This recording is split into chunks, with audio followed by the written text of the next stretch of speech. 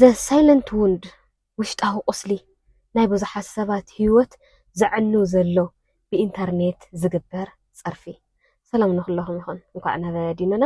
ማይንድሴት ኤንድ ሂሊንግ ስፔስ ብሰላም መጻእኹም ለማዓንቲ ብዛዕባ ብኢንተርኔት ዝግበሩ ምፅራፋት ምንሻዋት ምንኣሳት ኮታስ ከሳብ ብዙሕ ነገር የውፅሑ እዮም ዘለዉ እሞ ለማዓንቲ ብዛዕባ እዚ ከዋግዓኩም ደልየ ብዛዕባ ብዙሓት ሰባት ሱቕ ኢሎም ከለዉ ምንም ሕማቕ ነገር ከይገበሩ ዘጋጥሞም ሓደገኛ ነገር ማለት እዩ ዝኾነ ሰብ ከዓ ክርእዮ ዘይክእል ስምዒታዊ በሰላ ዝገድፍ ነገር ክንዛረብ ደልየ ኣለኹ ፀኒልኩም ክትዳመፁን ለማዓንቲ ደልየ ኣብ ኢንተርኔት ዝግበር ምፅራፍ ምንሻው ምድሃል እንታይ እዩ ካበይ ከዝመፀ እዩ ንምንታይ ከዝብል ብዝግባእ ክነዋግዕና ማለት እዩ ሳይበር ቡሊንግ ይብሉ ወይ ድማ ሳይበር ምፅራፍ ወይ ከዓ ዲጂታላዊ ፀርፊ ውርደት ብምባል እውን ይፍለጥ እዩ ማለት እዩ ኣብ ዝሎሚ ግዜ ቴሌፎን ዕጥቂ ክትከውን ኣብ እትኽእለሉ ወለዶ ኢና ንነብር ዘለና ናይ ርእይቶ ክፍሊ ወይ ድማ ኮሜንት መውሃቢ ሳጹን ቤት ፍርዲ ዝኸውነሉ ወይ ድማ ቤት ፍርዲ ክኸውን ይኽእል እዩ ዝሎሚ ግዜ ሓደ ቫይራል ፖስት ድማ ንሓደ ሰብ ብስምዒት ኣብ ውሽጢ ደቃይቕ ከጥፍኦ ይኽእል እዩ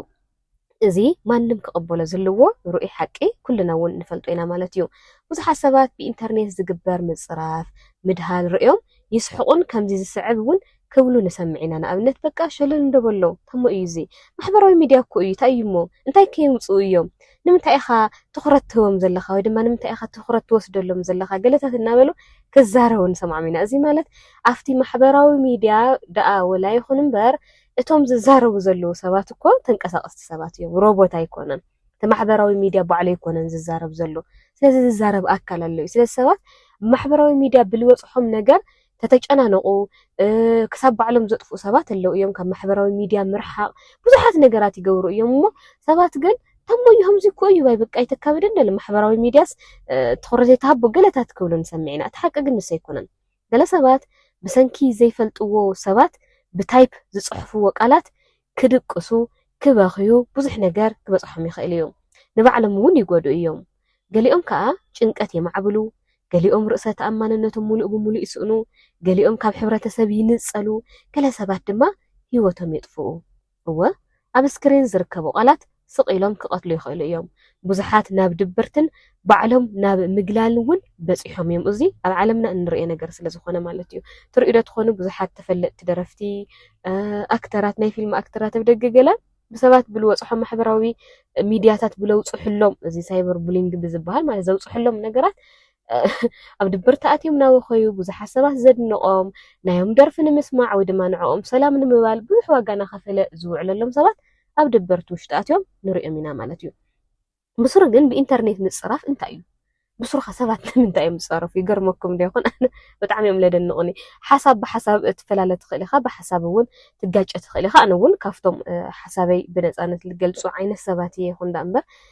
ፀርፊ እንታይ እዩ ምንሻው እንታይ እዩ ስፔሻል ድማ ኣብ ዘይፈልጥዎ ነገር ከም ዝፈልጡ ኮይኖም ከዋግዑና ናይ ሰባት ስምዒት ክጎድኡ ክምክሩ ከለዉ ግን ብጣዕሚ እዩ ለደንቐኒ እና እቶም ደካማ ዝኾኑ ሰባት ብጣዕሚ ሕማቕ ነገር የውፅሖም እዩ እቶም ኖርማል ሰባት ከዓ ኖርማል እዩ ማለት እዩ ስለዚ ብኢንተርኔት ዝግበር ምፅራፍ ማለት ንኻልእ ሰብ ንምጉዳእ ንምሕፋር ንምፍርራሕ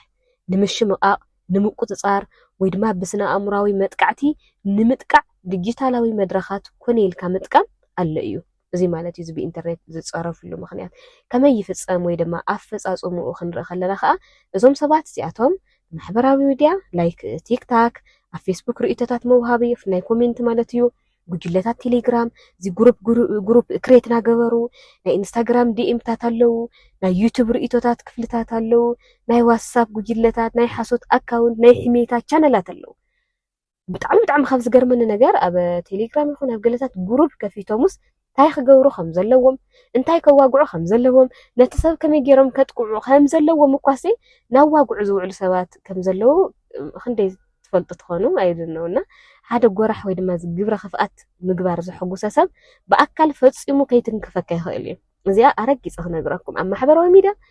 ብልገርም ብጣዕሚ ከቢድ ብዝኾነ ዝፃረፍኩም ሰባት ሓንቲ መዓልቲ ዘይክነኽእኹም ይኽእሉ እዮም ኣብ ቅድሚኹም ደው ዘይክብሉ ይኽእሉ እዮም ኣረ ለዛዎም ኣይቀርቡኻን ፈራሓት እዮም ንኣእምሮኻ ግን ቀዲሞም የጥቅዕዎ ማለት እዩ ኣነ ዝፀርፈንን ገለ ዝብለንን ሰባት ብኣካል ምርካብ እየ ዝፈትውና ዝኾነ ክገብሩ ከለው ዕድል ዝሃብዎ ማለት እዩ ማስ ሰብ እዚ ረኺባ ከዋግዐለኒ ንምውጋዕ ዝበቅዕ ዓይነት ሰብ ተኮይኑ ኣብ ማሕበራዊ ሚድያ ደስ ዝበሎ ነገራት ፅሒፉ ኣነ ክረኸበካ እየ ምርኻብ ምስ ሰብ ምንም ዘፍርሕ ነገር የብለይንና ዝረኸብክዎም እውን ኣለዉ ብኣካል ምንም ዝዛረብዎ ነገር የለ እንዳውም ኣድኒቖም እዮም ዝኸዱና እዚታት ዝፍለጥ ነገር እዩ ነቶም ድኽም ዝበሉ ሰባት ግን ኣእምሮኻ ምስ ኣጥቅዑኻ እዚ ይፍጠስ ንኣእምሮዊ ቃንዛ ሓደ ግዜ ድማ ኣካላዊ ቃንዛ ዝዓመቆ ስለ ዝኾነ ንኣእምሮዊ ቃንዛ ናብ ብዙሕ ቃንዛታት ክኣትዩ ይኽእሉ እዮም ማለት እዩ ዝተፈላለዩ ዓይነታት ናይ ኦንላይን ምፅራፋት ኣለዉ እዮም ንኣብነት ከምዚ ህዝባዊ ውርደት እዚ ዝኸውን ሓደ ሰብ ብዛዕባ ካልእ ሰብ ዝሕፍር ትሕዝቶ ኣብ ቅድሚ ህዝቢ ምስ ዝልጥፍ እዩ ሓደ ግዜ ድማ ናይ ብሕቲ ስእልታት ክብሱትልካ ክልጥፉልካ ይኽእል እዮም ናይ ብሕቲ ዕላል ንኻልኦት ከካፍሉ ይኽእሉ እዮም ብውሽጢ የዋግዑኻ ምናምን እሞ ብድሕሪ ስክሪንሻትካ እንትን ይገብሩ ማለት እዩ ናይ ላግፂ መልክዕ ቅርፂ ኣካላት መሰረት ዝገበረ ላግፂ ሕብሪ ቆርበትካ ናይ ላግፂ እንግሊዘኛ ምዝራብ ኣለዎ ሓቂ ዝኾነ ነገራት ብድኽነትካ ክመፁኻ ይኽእሉ እዮም እቲ ዝገርም እቲ ዕላማ ምንም ኣይኮነን ምንም ዕላማ የብሎምን በቃ ሰብ ምውራድ ሰብ ንሻው ነቲ ንሶም ፀሚዶም ሒዞምዎ ዘለዉ ሰባት ድማ ካብ ህዝቢ ንምፍላይ ብቻ ይስርሖም እዚ ከዓ እቲ ሰብ እሱ እንታይ ይደሊ ይመስለኩም ተዓዛቢ ይደሊ ኣቴንሽን ይደሊ ብዘይ ንሱ ከዓ ኣይነብሩን እዮም ስለዚ ኣቓልቦ እዮም ዝምገቡ ስለዚ ኣቓልቦ ክምገቡ ተኮይኖም ድማ ዝኾነ ሰባት ናነኸሱ ናተኽዕኽዑ ኣለዎ ማለት እዩ ተዘይኮይኑ ምንም ክነብሩ ኣይኽእሉን ካልኣይ እውን ዘይ መቕታል ገፀ ባህርያት እዚ ሓደ ካብቲ ሓደገኛ መልክዕ እዩ ሰባት ብኢንተርኔት ሓሶት ይዝርግሑ ምስ ሓደ ሰብ ደቂሳ ዘይጠቅም እዩ ወይ ድማ ዘይትጠቅም እያ ብኣእምሮኣ ዘይርጉእ እያ ዝኾነ ሕመምቲ ነገር እያ ዘይተረጋግአት እያ ይብሉኻ ኤችኣይቪ ዘለዎ እዩ ክብሉኻ ይኽእሉ ዝኾነ ነገር ኣለዋ እዩ ክብሉ ይኽእሉ ከምዚ እያ ክብሉ ይኽእሉ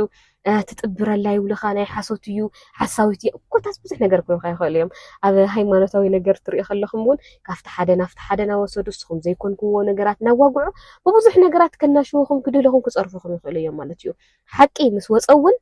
እቲ ጉድኣት ይቕፅል እዩ እቲ ሰብ ብባዕሉ ዘይተኣማምን ወይ ድማ ምቅላስ ዘይክእል እንተኮይኑ ብጣዕሚ ከቢድ እዩ ዝኾነ ማለት እዩ ምንታይ ሲ ሕዚ ሓደ ሰብ ኣነ እውን የጋጥመኒ እዩና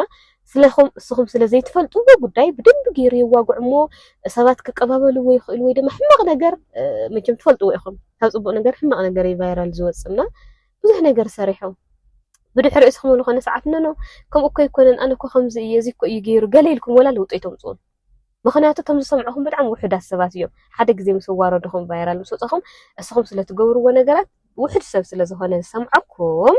እቲ ነገር እሱ ንብዙሕ ዓመታት ክቕፅል ይኽእል እዩ ማለት እዩ ሓደ ናይ ሓሶት ወረ ኣብ ኢንተርኔት እንትዝርጋሕ ንሓደ ሰብ ንዓመታት ክስዕቦ ይኽእል እዩ ንሱ ጥራሕ ይሰምዕ እሞ ንሳ ሒዙ ይነብር ማለት እዩ ዝኾነ ሰብ ስለኻ ዝኾነ ምስ ሰምዐስ እሳ ሒዙ ይነብር ኣሎ ማለት እዩ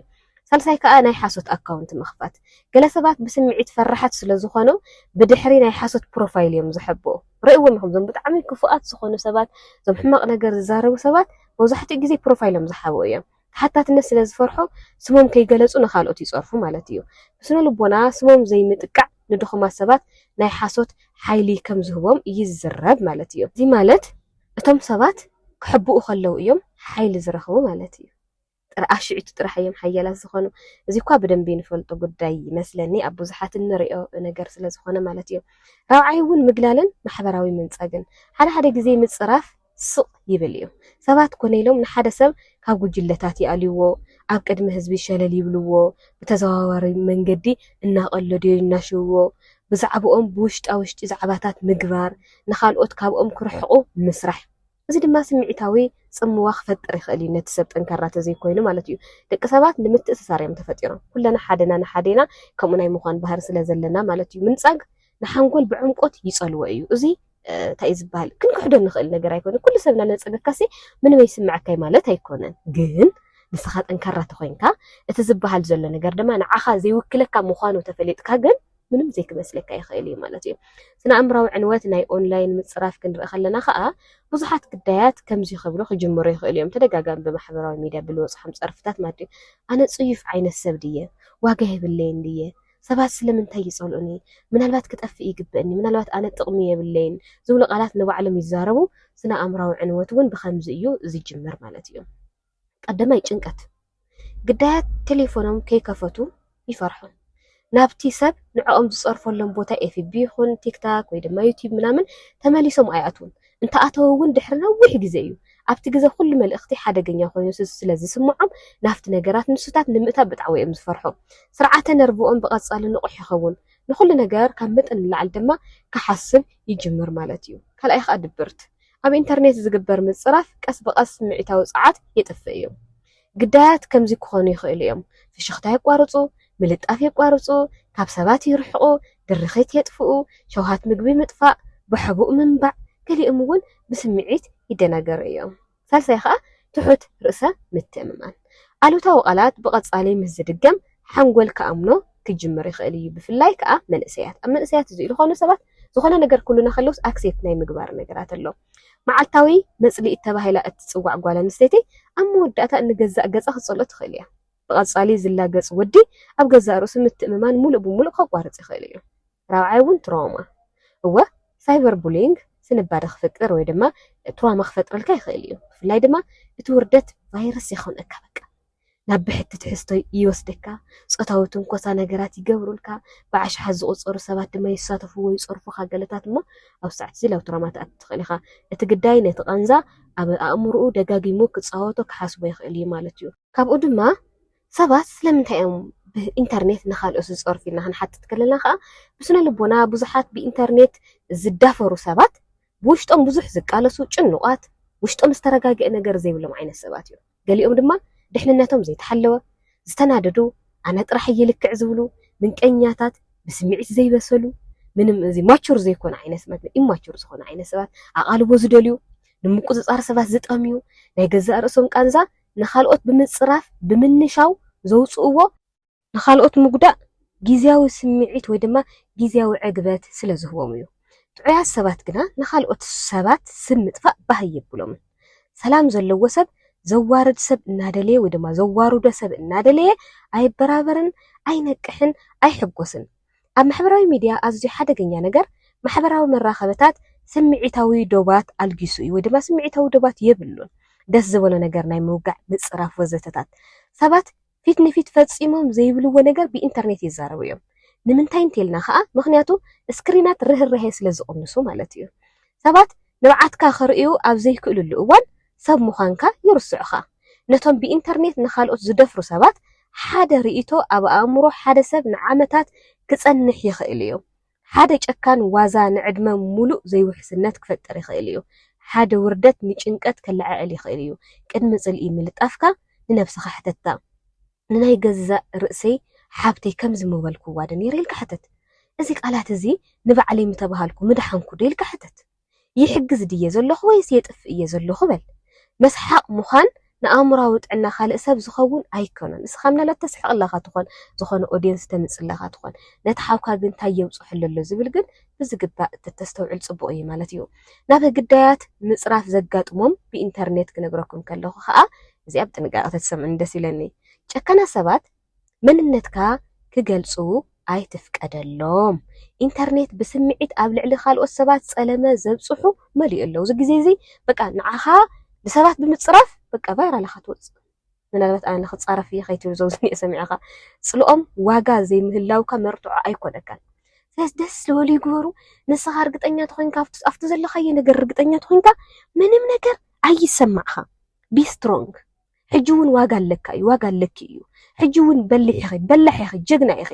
ሕጂ እውን ክብሪ ይግብአክ እዩ ሰባት ይኽበሩኻ ማለት ክብሪ ይግብአካን ማለት ይኮነ እሳቶም ባዕሎም ስለ ዝሕስሩ እዩ ሰላምኩም ሓሉ ሓደራ ሰላምኩም ሓሉ ዓለም ሙሉእ ወላ ተተገልበጠትኩም ዓለም ሙሉእ ወላ ኣብ ልዕሊኹም ተተለዓለት ምንም ኣይመስለኩም ንስኹም ጠንካራታት ትኾንኩም ስለዚ ኣድላይ እንተኾይኑ ሰባት ብሎክ ምግባር ኩሉ ክትዕውን ትኹረት ክወሃቦ ዘይምግባር ግብራዊ ምኽሪ ንግዳያት እንትህበኩም ከዓ ቀዳማይ ንነፍሲ ወከፍ ኮሜንት ክትምልሱ ኣይትቃለሱ እዚ ዘይከውን ነገር እዩ ሓደ ሓደ ግዜ ዝኾነ ስራሕ ተዘይሃሊሉ ወይ ድማ ኮፍ ተኢላ ይገብር እየ ይቕልቕል ዝበለ ይምልስ እየ ግን ኣድላይ ኮይኑ ኣይኮነን ገለ ሰባት ግብረ መልሲ ይደልዩ እዮም ስለዚ ይፀርፉኻ ትኹረት ክደልዩ ምእንተን ይፀርፉኻ ስቕታ ሓደ ሓደ ግዜ ካብ ሕነ ምፍዳይ ንላዕሊ ንሰላምካ ክከላኸል ይኽእል እዩ ሰባት ክላዕሉልካ ከይለዉ ልዕሊኻ